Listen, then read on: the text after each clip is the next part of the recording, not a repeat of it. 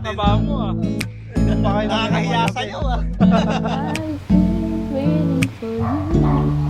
All my life for somebody. Makes me feel the way you feel when I'm with you, baby. You've been waiting too, 'cause I've been waiting for you. 'Cause I've been waiting for you, waiting for you. Oh my Alexis at Kay, kung merong sasaliminin ang inyong pagsasama bilang mag-asawa, yun ay walang iba kundi ang pagmamahal ng Diyos. Yun ang pagmamahal ni Jesus sa atin. Nakilala kita ng sobra.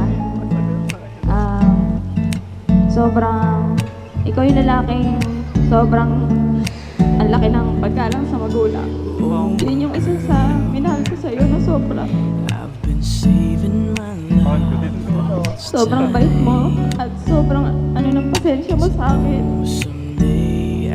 At higit sa lahat, sa loob ng 9 years, never mo akong pinagbuhatan ng kamay. Kaya nga, one of the commitments ng mga mag-asawa, no, is yung commitment nila towards fidelity, faithfulness to each other. Yun ang pag-ibig ni Jesus. Tapat. I've loved all my life, 'cause I've been waiting for you, waiting for you. All my life for somebody who Mahal ko, makes pangako, me wala bukas. feel the way I At pakailanman, walang hanggan. Hindi kita iiwan. Have you been waiting? Ikaw ang buhay ko. 'Cause Hindi I've ko kayang wala ka. Alam mo waiting yan. for. Now that I found you, I just can't let you go. No, no.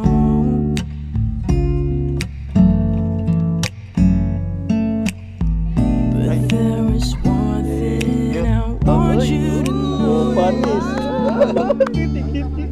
Kitty yarn. To, magagamit natin to sa mga gala-gala. I've been waiting for you.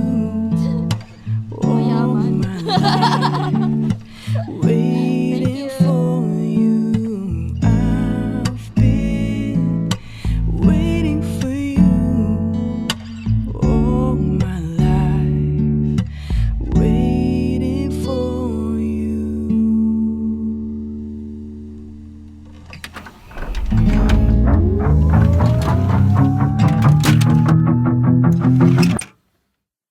After 8 years, nag-chat ka sa akin. Ano, hello. Ikaw yung nakikita ko sa Facebook eh. Number mo pala to. Sabi ko. So, dinedma ko siya. Kasi, hindi kita gusto. Now I'm standing on your front lawn, stereo high. Love song playing on the midnight sky. His name is speaking out, but I don't care. Na hindi man ako niya to? Nung unang chat niya, hi. Tapos hindi ko na nga siya pinansin. Dead ma. Crush ko na siya nun eh. Hindi ko niya gusto. Like how they do in the movies. Could you come up in the door, please?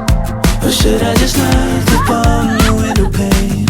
I'm crushing on you every day. I get you coffee, you get me down. Watching stranger things all night. Baby, I hold you any time of day.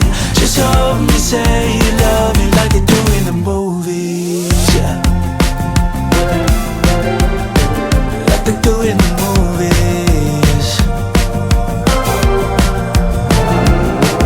Spotlights, running, dream shot, chasing every frame. My heart is still racing, scene by scene it's replaying. Now we're lying close with the curtains drawn. Your head on my chest. Ikaw naman, Kay, sure ka na? Siya na talaga. Marami pang pogi dyan. Looking stupid, I don't mean to shove, but I just want your love. Like how they do it. Isang desisyon na hindi basta-basta nababago. Matibay na pa siya. Alexis, buo ba talaga ang pasya mo? No? Na itong babaeng ito na katabi mo ngayon ang siya mong gustong makasama for the rest of your life. Just hold me, say you love me like they do in the movies.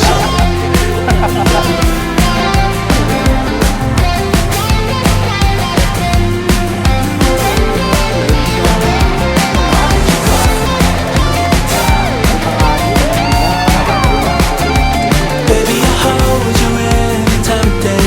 If you just hold me, say that you love me like they do in the movies.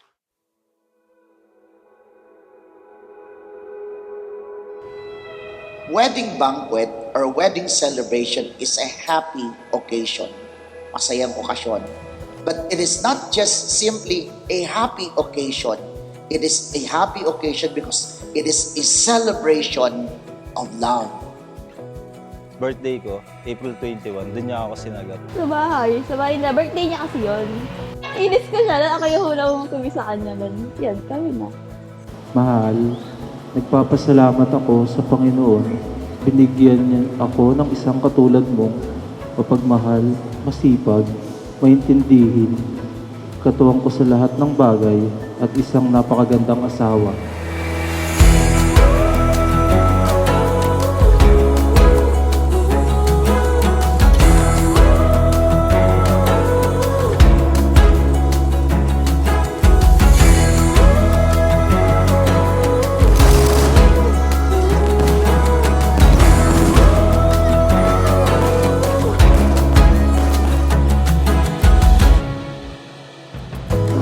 Walang hanggan.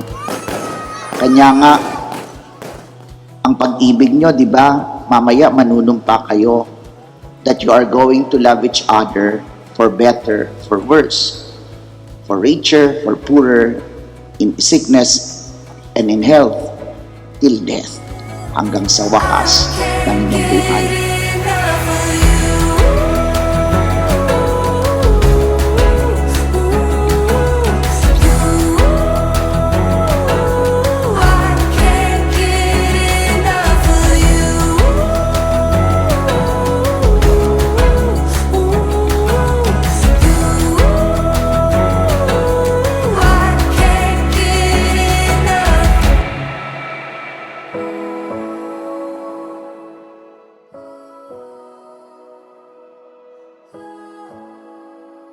Pangako, aalagaan kita, pati yung mga anak natin.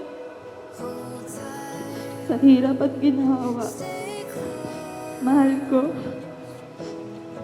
Yung mama at papa mo ngayon, tawag ko na mama at papa. Mahal na mahal kita.